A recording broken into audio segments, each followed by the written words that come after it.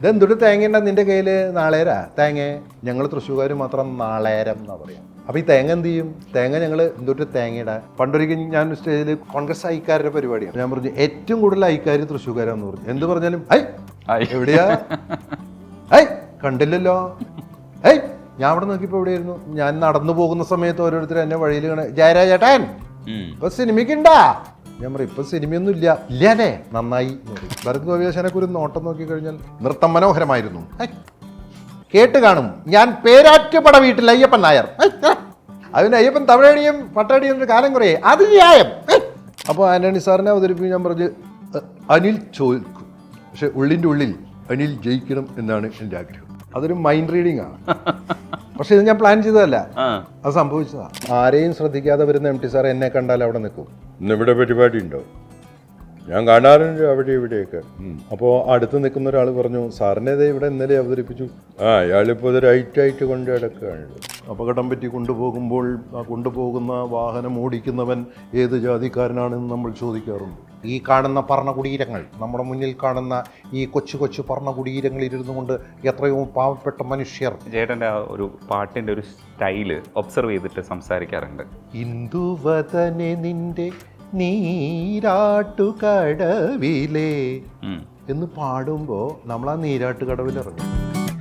ജയരാജ് വാര്യറാണ് നമുക്കിപ്പോൾ. ഹായ് ചേട്ടാ. ഹായ്, നമസ്കാരം. കണ്ടിട്ടില്ല. നമ്മൾ നേരിട്ട് കണ്ടിട്ടില്ല, ഇതിനകത്തെ കണ്ടിട്ടുള്ളൂ. പക്ഷേ അസാധ്യമാണ്. നമ്മുടെ അമൃതയിൽ ചെയ്തുകൊണ്ടിരുന്ന സമാഗമത്തിനകത്ത് വന്നിട്ട് ഗിരീശേട്ടൻ്റെ എപ്പിസോഡിലും അതേപോലെ ജയേട്ടൻ്റെ കിട്ടുസാൻ നമ്മളൊക്കെ ഇപ്പോഴും റെഫറൻസ് ആക്കി വെച്ചേക്കുന്ന സാധനങ്ങളാണ്. പി ജയചന്ദ്രൻ എന്ന് പറയുന്ന മനുഷ്യനോടുള്ള ഇഷ്ടം നിങ്ങൾ കുറച്ച് സുഹൃത്തുക്കൾ അതിനകത്ത് കാണിച്ചിട്ടുണ്ട്. അത് കാണുമ്പോൾ നമ്മൾ മനസ്സിലാവും ഇതാണ് ഒബ്സർവേഷൻ, ഇതാണ് പാട്ടിനോടുള്ള ആത്മാർത്ഥത. എന്നിട്ട് സാറ് പാടുന്ന ചില മോഡുലേഷൻസും സാറിൻ്റെ ശബ്ദത്തിൻ്റെ ഒരു നമ്മൾ മാജിക്കൽ വോയിസ് എന്ന് പറയുന്നില്ലേ, അത് വന്നിട്ടുള്ള ചില ഇമിറ്റേഷൻസും ഒക്കെ കാണിക്കുമ്പോൾ ഞാൻ വിചാരിച്ചിട്ടുണ്ട് ഇത്രയൊക്കെ ആരാധന ഉണ്ടാവുമോ മനുഷ്യന്മാർക്കെന്ന്. പക്ഷെ അതിലല്ല, അതിനപ്പുറത്തേക്ക് എം ഡി സാറിനെയും അതേപോലെ ONV കുറുപ്പിനെയൊക്കെ, അതും അഴീക്കോട് മാഷും ഒക്കെ അനുകരിക്കുന്നുണ്ട്. അപ്പോൾ എന്തൊരു ഒബ്സർവേഷനാണ്. അതായത് വോയിസ് ഇമിറ്റേഷൻ അല്ല ശരിക്കും അതിനകത്ത് ചെയ്തിരിക്കുന്നത്, ഒരു കാരിക്കേച്ചറിനെ നമ്മൾ ശബ്ദത്തിലേക്ക് കൊണ്ടുവരാമെന്ന് പറയില്ലേ, ആ സങ്കേതമായിരുന്നു ഒരുപക്ഷെ ജയരാജ് വാര്യരെ ഞാൻ ആദ്യമായിട്ട് ശ്രദ്ധിക്കുന്നതിന് കാരണം. എനിക്കൊന്ന് തിയേറ്റർ ആർട്ടിസ്റ്റായിട്ടാണ് വന്നത്. ഞാൻ നാടകത്തിൽ നിന്ന് വന്ന ആളാണ്. പക്ഷെ നാടകത്തിലേക്ക് വരാൻ തന്നെ കാരണം ഈ ഒരു ഒബ്സർവേഷൻ ഉള്ളത് കൊണ്ടാണ്.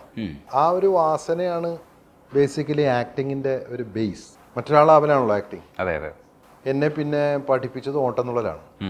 അതിനകത്ത് നിന്ന് എല്ലാം പഠിച്ചു. ഒരാക്ടർ എല്ലാം ചെയ്യുന്ന ഒരു കലയേ ഉള്ളൂ കേരളത്തിൽ, അത് തുള്ളലാണ്. Only one performer. മുമ്പിൽ ജനം, അകത്ത് കവിത, അഭിനയം, സംഗീതം, താളം, സാഹിത്യം, നിരീക്ഷണം, പരിഹാസം, നർമ്മം, ഇൻട്രാക്ഷൻ. എണീറ്റ് പോകുന്നവരെയൊക്കെ പിടിക്കും. അങ്ങനെ അതിലൂടെ വന്നപ്പോഴാണ് അത് കുറേ കൂടെ ഒരു വാതിൽ തെളിഞ്ഞത്, വാതിൽ തുറന്നത്. പിന്നീട് ഇതിനൊരു എക്സ്റ്റൻഷൻ ഉണ്ടായി തീരൂ. അടുത്ത എക്സ്റ്റൻഷനാണ് തിയേറ്റർ. പിന്നെ അന്നൊക്കെ നാടകം കളിക്കാനാണ് താല്പര്യം. അന്നിപ്പോൾ നമുക്ക് ചെന്നൈയിലൊക്കെ പോയി സിനിമയിൽ അഭിനയിക്കാൻ ചാൻസ് ഉപയോഗിക്കാനുള്ളൊരു ധൈര്യമൊന്നുമില്ലല്ലോ. അങ്ങനെ ജോസ് ചെറുമൻ എന്ന് പറഞ്ഞൊരു വളരെ പ്രസിദ്ധനായ നാടക സംവിധായകൻ്റെ സംഘത്തിൽ ചേരുന്നു. അങ്ങനെ ആക്ടിങ്. അവിടെ നിന്ന് പഠിച്ച കുറേ കാര്യങ്ങളൊക്കെ കൂട്ടിച്ചേർത്തുകൊണ്ട് കാരിക്കേച്ചർ.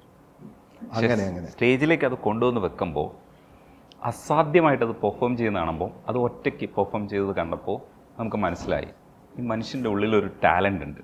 ഭരത് ഗോപി സാറിനെ കാണിക്കുമ്പോൾ ആ മാനറിസംസ് മാത്രമാണ്, ഡയലോഗ്സൊക്കെ ആ രീതിയിലല്ല പറയുക, വേറെ കാര്യങ്ങളൊക്കെ ആയിരിക്കും പറയുക. പക്ഷേ അവർ പറയാൻ സാധ്യതയുള്ള കാര്യങ്ങളാണ് ഞാൻ പറയുക. അവരുപയോഗിക്കുന്ന വാക്കുകൾ, അവരുടെ ക്യാരക്ടേഴ്സ് ഉപയോഗിച്ച വാക്കുകൾ ഉപയോഗിച്ചുകൊണ്ട് നമ്മൾ സമകാലീന വിഷയങ്ങളൊക്കെ പറയും. അതാണ് റീച്ച് എന്ന് പറയുന്നത്. എനിക്ക് തോന്നുന്നു 80s ഏറ്റവും മനോഹരമായ പരീക്ഷണ സിനിമകളുടെ കാലമായിരുന്നു.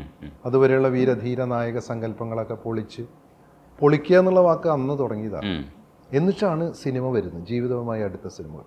KG ജോർജ് സാറിൻ്റെ സിനിമകൾ, ഭരതേട്ടൻ്റെ സിനിമകൾ, പത്മനാഭൻ സാറിൻ്റെ സിനിമകൾ. അക്കാലത്തെ സിനിമകൾ അങ്ങനെയാണ്. ആ സിനിമകളാണ് ടീനേജിൽ നമ്മൾ കണ്ടത്. അപ്പോൾ നമ്മുടെ ഉള്ളിൽ ആ ഒരു കാലം, പാട്ടുകളും, അതിനു മുമ്പ് ദേവരായ മാസ്റ്ററുടെയും ബാബുക്കയുടെയും രാഘവൻ മാസ്റ്ററുടെയും എല്ലാവരുടെയും പാട്ടുകൾ ഉണ്ട്. ആ പാട്ടുകൾ നമ്മുടെ നൊസ്റ്റാൾജിയായിട്ട് കിടക്കും. പക്ഷേ 80കളുടെ പാട്ടുകൾ എന്താ? MBS സാറിൻ്റെ പാട്ടുകൾ. അത് കഴിഞ്ഞ് 2 സംഗീത സംവിധായകർ വാതിൽ തുറന്നു വരികയാണ്, ജോൺ സേട്ടനും രവീന്ദ്ര മാഷും. അതൊക്കെയാണ് നമ്മുടെ. അങ്ങനെ എല്ലാത്തിൻ്റെയും ഒരു പുതുമയുള്ള കാലം. ആ കാലത്ത് വലിയ താരോദയങ്ങളുണ്ടാവും. ഈ ഗോപി സാറിൻ്റെ 1-2 കാര്യങ്ങളൊന്ന് പറയും. കേട്ട് കാണും. ഞാൻ പേരാറ്റുപട വീട്ടിൽ അയ്യപ്പൻ നായർ. അത് പിന്നെ അയ്യപ്പൻ തമിഴടിയും പട്ടടിയും ഒരു കാലം കുറേ അത് ന്യായം എന്ന് പറയും അയ്യപ്പൻ. ഞാൻ ഏറ്റവും കൂടുതൽ കണ്ട സിനിമയാണ് യവനിക. ഇപ്പോഴും ഞാൻ കാണും.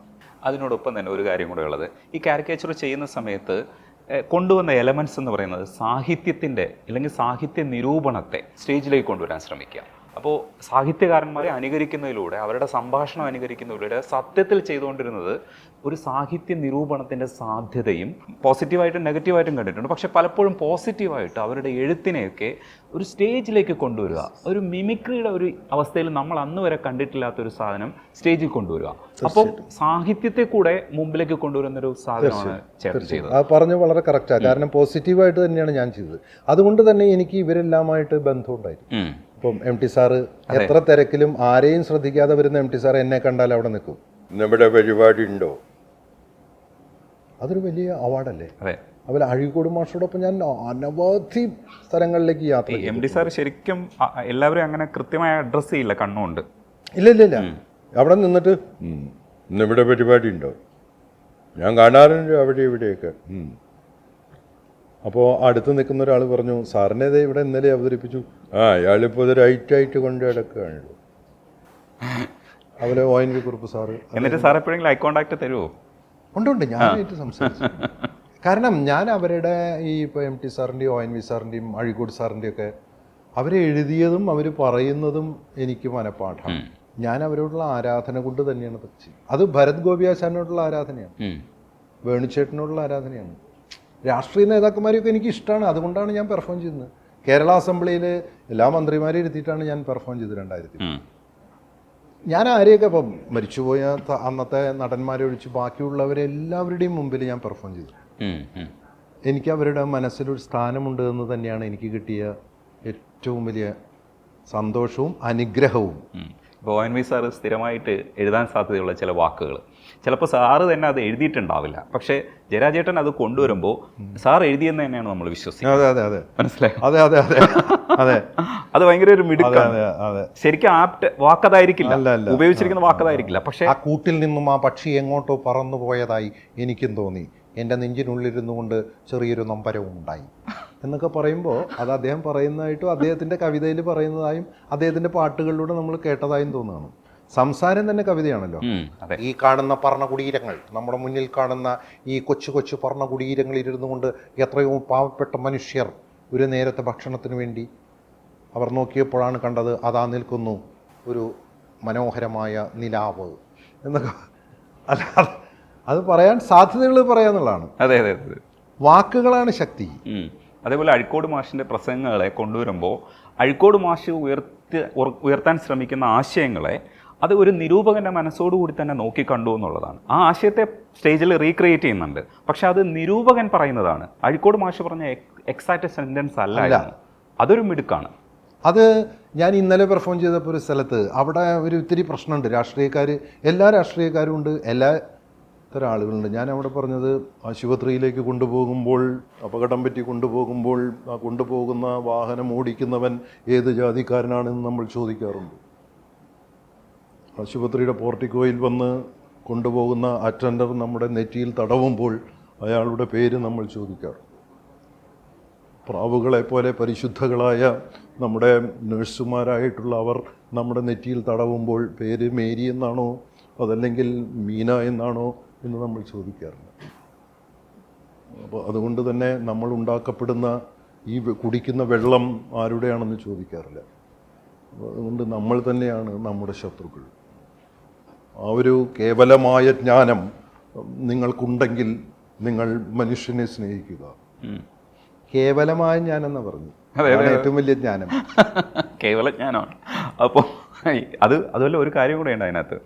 ഈ മാഷ് ഒരിക്കലും ഇത് കേട്ടിട്ട് ഉടക്കിയിട്ടില്ല. ഇല്ല എന്നോട് വാത്സല്യമാണ്. എന്നോട് വാത്സല്യം എന്താ വെച്ചാൽ നിങ്ങൾ പ്രതികരിക്കുന്നവനാണെന്നാണ് എന്നോട് പറഞ്ഞത്. ഞാനൊക്കെ പ്രഭാഷണത്തിലൂടെ പറയാൻ ആഗ്രഹിച്ച കാര്യങ്ങൾ നിങ്ങൾ നർമ്മത്തിലൂടെ പറയുന്നു. ആന്റണി സാറിനെ അനുകരിക്കുമ്പോൾ ആന്റണി സാർ ഒരിക്കലും ഒരിക്കലും അനിൽ ചോദിക്കും, പക്ഷെ ഉള്ളിൻ്റെ ഉള്ളിൽ അനിൽ ജയിക്കണം എന്നാണ് എൻ്റെ ആഗ്രഹം. അതൊരു മൈൻഡ് റീഡിങ്ങാണ്. പക്ഷെ ഇത് ഞാൻ പ്ലാൻ ചെയ്തതല്ല, അത് സംഭവിച്ചതാ. ഇടയ്ക്കൊന്ന് സിനിമയിലേക്ക് വന്നാൽ യാത്രാമൊഴി കണ്ടതിൻ്റെ യാത്രാമൊഴിയിൽ ഗ്രേറ്റ് ആയിട്ടുള്ള ഒരു അവസരമാണ് ശിവാജി ഗണേശൻ സാറിൻ്റെ കൂടെ നിൽക്കുക. ഇല്ലെങ്കിൽ ആ ഒരു പരിസരത്ത് നിന്നാൽ തന്നെ നമ്മൾ ആ കാലഘട്ടത്തിൽ ഭയങ്കരമായിട്ട് ഇതാകുമായിരുന്നു. കാരണം ആ മനുഷ്യൻ്റെ സ്റ്റാർഡം എന്ന് പറയുന്ന ആ അർത്ഥത്തിലായിരുന്നു. ഇല്ലെങ്കിൽ നമുക്കൊരിക്കലും പ്രാപ്യമായിരുന്നില്ല അതേപോലെ ഒരു ആർട്ടിസ്റ്റിനെ മലയാളത്തിലേക്ക് കൊണ്ടുവരാൻ. അപ്പോൾ യാത്രാമൊഴിയിൽ അങ്ങനെ വരുന്ന സമയത്ത് എൻ്റെ കൂടെ നിൽക്കുന്ന സമയത്ത് എന്താ മനസ്സുകൊണ്ട് തോന്നിയത്? യാത്രാമൊഴി എന്ന് പറയുന്ന സിനിമയിൽ എത്താൻ കാരണം ഭരതേട്ടനാണ്. നമ്മളിപ്പോൾ ഈ ആരോ എന്ന് പറഞ്ഞ സിനിമ സംവിധാനം ചെയ്യുന്ന കരീം അദ്ദേഹത്തിൻ്റെ ഗുരുനാഥനും കൂടിയാണ് ഭരതേട്ടൻ. ഭരതേട്ടൻ വഴിയാണ് VBK മേനോൻ അനുഗ്രഹാസിനി ആർട്സ് അദ്ദേഹത്തെ പരിചയപ്പെടുന്നത്. അങ്ങനെ ഒരു പ്രോജക്റ്റ് നടക്കാതെ പോയപ്പോൾ, ഭരതേട്ടൻ ചെയ്യേണ്ട ഒരു പ്രോജക്റ്റ് നടക്കാതെ പോയപ്പോഴാണ് ഈ സിനിമ വരുന്നത്, യാത്രാമൊഴി. അതിനു മുമ്പ് വേറെ സ്വർണ്ണചാമരം എന്ന് പറഞ്ഞ പടം, അതും നടന്നില്ല. അപ്പോൾ അതിലേക്ക് വേണുചേട്ടനും എല്ലാവരും കൂടി പറഞ്ഞു ജയരാജ് വാര്യർക്ക് ഒരു വേഷം കൊടുക്കണം. അങ്ങനെ ഞാൻ അതിൽ അഭിനയിക്കാൻ പോകുന്നു. എനിക്കറിഞ്ഞൂടാ. ജോൺ പോൾ അങ്കിൾ സ്ക്രിപ്റ്റ് എഴുതുന്നു, ഞാൻ ഷൊർണൂർ ചെല്ലുന്നു, ജോൺ പോൾ അങ്കിളുടെ റൂമിലിരിക്കുന്നു, തമാശ പറയുന്നു. അവിടെ സാക്ഷാൽ മോഹൻലാൽ എന്ന് പറയുന്ന നമ്മുടെ പ്രിയ നടൻ വരുന്നു. അദ്ദേഹം എൻ്റെ പ്രോഗ്രാം കണ്ടിട്ടില്ല, അവതരിപ്പിക്കുന്നു. അങ്ങനെ വേണുചേട്ടൻ വരുന്നു, കൊട്ട്, പാട്ട്, താളം, നർമ്മം എല്ലാം. അപ്പോൾ ഒരു ദിവസം പറഞ്ഞു, ജോൺ പോൾ അങ്കിൾ പറഞ്ഞു നാളെ ചിലപ്പോൾ ഷൂട്ടുണ്ടാവും, ഞാനൊന്ന് എറണാകുളം വരെ പോകാമെന്ന്. പിറ്റേ ദിവസം കാലത്ത് തന്നെ വന്നിട്ട് ഷോട്ട് ഉണ്ടെന്ന് റെഡി ആയിക്കോളാൻ പറഞ്ഞു. അങ്ങനെ കാറിൽ കയറി പോവാണ്. അപ്പോൾ ഞാൻ വളരെ റിലാക്സ്ഡാണ്. ഞാൻ പറഞ്ഞു എവിടെയാണ് ഷോ? ഇവിടെ അടുത്താണ് ഷൂട്ടിങ്.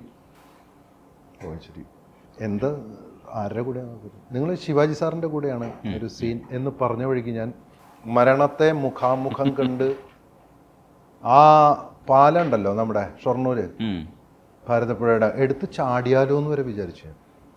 കാരണം ശിവാജി സാറിൻ്റെ കൂടെ ഒരു ഷോട്ട്, ഒരു സീൻ അഭിനയിക്കാൻ പോകാന്ന് പറയുമ്പോൾ ഉണ്ടാകുന്ന ഒരു ആക്ടറുടെ ഒരു പുതുമുഖത്തിൻ്റെ ഒരു, അങ്ങനെ അവിടെ ചെല്ലുന്നു, മേക്കപ്പ് ഇടുന്നു, ക്യാരക്ടറിൻ്റെ പേര് പറയുന്നു. ഡയറക്ടർ പ്രതാപ് പോത്തൻ, അദ്ദേഹത്തിന് എന്നെ അറിഞ്ഞുകൂടാ. എന്നോട് ചോദിച്ചു നീ പറയൂ എന്ന് ചോദിച്ചു. ഞാൻ പറഞ്ഞു ഞാൻ ആക്ടർ. വിച്ച് ക്യാരക്ടർ എന്ന് ചോദിച്ചു. ഞാൻ പറഞ്ഞു രാമൻകുട്ടി. നീയാ? എന്താ നീ എന്താ പറഞ്ഞു? ഞാൻ പറഞ്ഞു I M A theatre person. Theatre person ഇപ്പോൾ ഇഷ്ടമായി. ഓ നീ തിയേറ്റർ ആക്ടറാണോ? അതെന്ന് പറഞ്ഞു. ഓക്കെ. ശിവാജി സാറിൻ്റെ മുന്നിൽ പോയി അദ്ദേഹത്തിൻ്റെ കാല് തൊട്ട് വണങ്ങിയിട്ട് ഞാൻ ആദ്യമായി നടിക്കുകയാണ് സാർ എന്നൊക്കെ പറഞ്ഞു. നന്നായി വരുന്ന അദ്ദേഹം എന്നോട് പറഞ്ഞു. ഒറ്റ റിഹേഴ്സൽ, ഒറ്റ ടേക്ക്. ശിവാജി സാറ് ഇവിടെയാണ് മുണ്ടിട്ടിരുന്നത്, ആ ക്യാരക്ടർ ഒരു മുണ്ട്. എൻ്റെ കയ്യിലൊരു മുണ്ടുണ്ട്. അദ്ദേഹത്തിന് മുമ്പിൽ വരുമ്പോൾ ഞാൻ ആ തോർത്ത് മുണ്ടെടുത്ത് ഇങ്ങനെ പോയി. അങ്ങനെ ശിവാജി സാറിനോട് ഡയലോഗ് പറഞ്ഞു കഴിഞ്ഞിട്ട് ശിവാജി സാർ എന്നോട് നടാ എന്ന് പറയും. അപ്പോൾ എന്നിട്ട് ശിവാജി സാർ എന്നിട്ട് ഈ ഭാഗത്തുനിന്ന് ഈ മുണ്ടെടുത്ത് ഇങ്ങോട്ടിടും ക്യാരക്ടർ. ഞാൻ എന്ത് ചെയ്തു, ഈ മുണ്ടിനെ എടുത്ത് ഇപ്പുറത്തേക്ക്.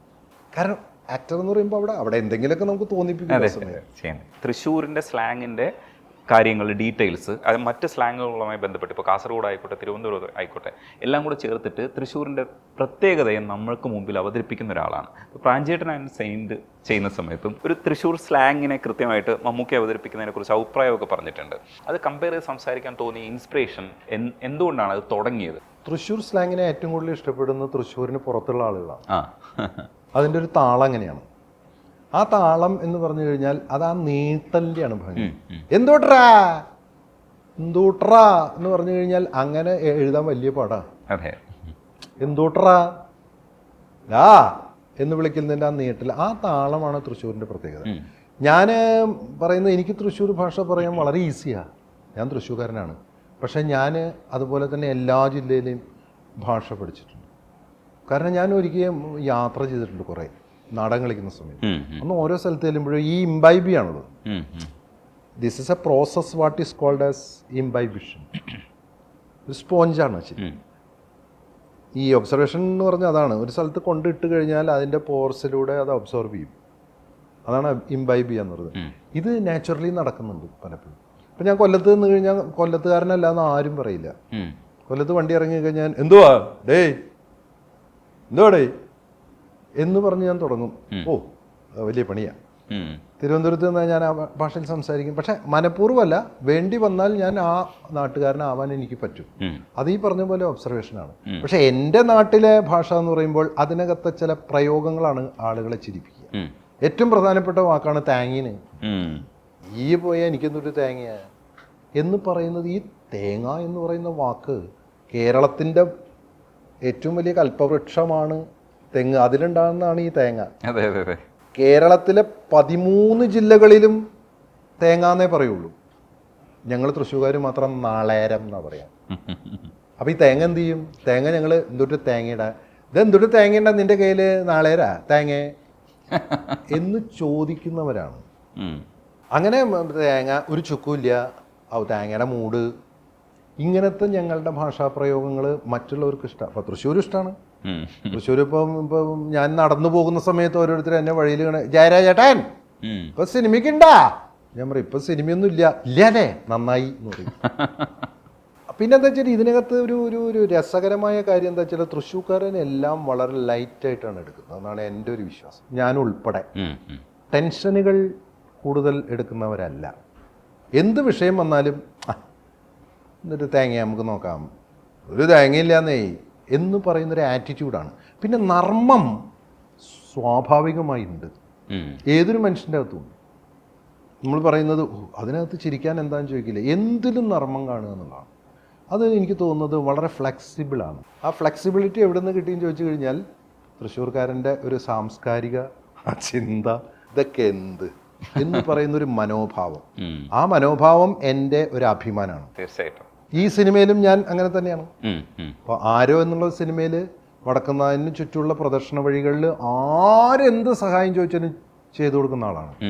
സഹായി പ്രസാദ് എന്നാണ് പേര്. എന്താ ഞാൻ വല്ലതും ചെയ്യണ ചോദിക്കുക, അല്ലെങ്കിൽ പ്രസാദിനെ അന്വേഷിച്ച് വരിക, ഇപ്പൊ പ്രസാദ് വന്നിരുന്നെങ്കിൽ എന്ന് പറഞ്ഞാൽ ഞാൻ അവിടെ ഉണ്ട്, എന്താ വേണ്ടേ, അത് എത്ര പറയാനുള്ള കാര്യമുണ്ടോ എന്ന് പറയുന്ന ആളാണ്. പണ്ടൊരിക്കൽ ഞാൻ സ്റ്റേജിൽ കോൺഗ്രസ്കാരുടെ പരിപാടിക്ക് പോയിട്ട് പറഞ്ഞു, കോൺഗ്രസ് ഐക്കാരുടെ പരിപാടിയാണ്, നമ്മളെല്ലാവരെയും പോലോ. അപ്പൊ ഞാൻ പറഞ്ഞു ഏറ്റവും കൂടുതൽ ഐക്കാർ തൃശ്ശൂർക്കാരാന്ന് പറഞ്ഞു. എന്ത് പറഞ്ഞാലും എവിടെയാ, കണ്ടില്ലല്ലോ, ഞാൻ അവിടെ നോക്കിയപ്പോ എവിടെയായിരുന്നു. അപ്പൊ അങ്ങനെ മനസ്സിലായില്ലേ. അപ്പൊ അതുകൊണ്ട് ഈ സഹായി പ്രസാദിന്റെയും ക്യാരക്ടർ തന്നെയാണ്. അയാള് ആരെയും സഹായിക്കും, അയാളുടെ ജീവിതം എന്ന് പറഞ്ഞ് സഹായിക്കുക എന്നുള്ളതാണ്. വലിയ വലിയ മുതലാളിമാരാണ് അയാളുടെ കൂട്ടുകാർ, അമ്പല കമ്മിറ്റി, എല്ലാത്തിലും അയാളുണ്ടാവും. അയാൾ ഇങ്ങനെ അവിടെ നിറഞ്ഞു നിൽക്കുന്ന ഒരാളാണ്.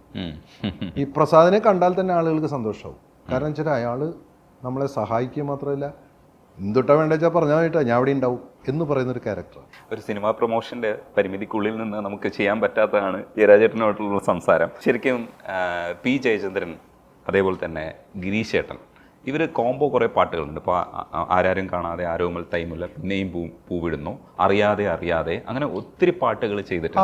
ആരും ആരും കാണാതെ ചുണ്ടത്തെ ചെമ്പകമൊട്ടിന്മേൽ ചുംബന കുങ്കുമം തൊട്ടു ഞാൻ.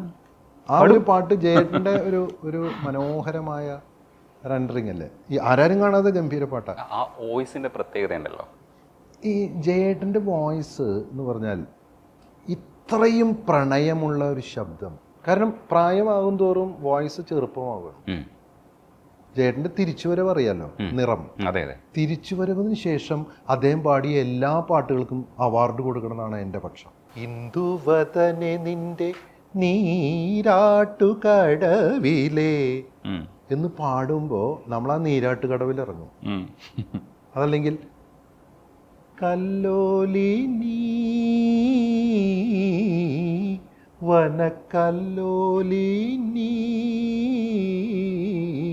നിൻ തീരത്തു വിടരും ദുഃഖ പുഷ്പങ്ങളെ എന്ന് പറയുമ്പോൾ ആ ഒഴുകി വരുന്ന നദിയുടെ തീരത്ത് നമ്മളെത്തും. ഇപ്പോൾ നിലാവാണല്ലോ ചന്ദ്രിക. കർണികാരം പൂത്തു തളിർത്തു എന്ന് പറയുമ്പോൾ നിറയെ എന്താ പറയുക, കണിക്കൊന്നകൾ വിരിയും. നിലാവിൻ്റെ, കണിക്കൊന്നയുടെ, പ്രണയത്തിൻ്റെ, വിരഹത്തിൻ്റെ, ദുഃഖത്തിൻ്റെ, അതൊരു വളരെ അനുഗ്രഹീതമായ, മാത്രമല്ല നമുക്ക് ഏറ്റവും പ്രിയപ്പെട്ട, ഞാൻ വേറൊന്നും കൂടെ പറയാണ്, എനിക്ക് ദാസേട്ടൻ്റെ പാട്ടും ഇഷ്ടമാണ് കേട്ടോ. കാരണം ദാസേട്ടൻ സൂര്യനാണ്, അതെ, ജയേട്ടൻ ചന്ദ്രനാണ്. തീർച്ചയായിട്ടും പാട്ടുകളെ കുറിച്ചൊക്കെ നമുക്ക് പറയാം. ആരോ സിനിമ കണ്ടതിന് ശേഷം നമ്മൾ ഒരു ദിവസം ഇരിക്കുന്നതായിരിക്കും, പാട്ടുകളെ കുറിച്ച് വിശദമായിട്ട് സംസാരിക്കുന്നതായിരിക്കും. അപ്പം ആരോ എല്ലാവരും തിയേറ്ററിൽ പോയി കാണണം. സിനിമയെക്കുറിച്ച് നമ്മൾ കേട്ട വിശേഷങ്ങളിൽ നിന്ന് നല്ലൊരു പടമായിരിക്കാനാണ് സാധ്യത കൂടുതലെന്നാണ് മനസ്സിലാക്കുന്നത്. അങ്ങനെ കരുതി കൂടെ? തീർച്ചയായിട്ടും ഒരു നടനെ സംബന്ധിച്ചിടത്തോളം അയാൾ അഭിനയിച്ച സിനിമ എങ്ങനെയുണ്ടെന്ന് ചോദിച്ചു കഴിഞ്ഞാൽ അയാൾ ആ സിനിമയുടെ പക്ഷത്താണ് നിൽക്കുക. തീർച്ചയായിട്ടും സിനിമയുടെ പക്ഷം, എൻ്റെ പക്ഷം, ഞങ്ങളും സിനിമയുടെ പക്ഷം. ആരോ തീർച്ചയായും എല്ലാവരും കാണട്ടെ. നന്ദിയുണ്ട് സംസാരം. Thank you so much. Thank you.